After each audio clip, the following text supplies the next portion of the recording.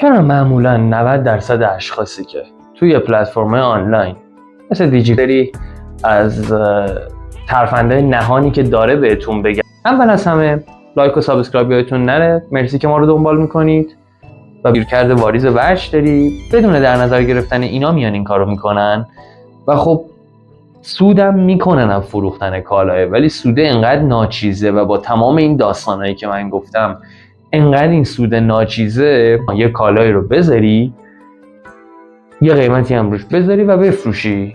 اسماً روی خودت اگه بخوای توی پلتفرمی برای خودت بفروشی یا تو مغازه خودت بفروشی میتونی مشتری رو قانع بکنی که اون کالا مرجون نشه یا جای این که بهش پول پس دیگه نداری تا حالا جنسه به هر شکلی به دستت برسه.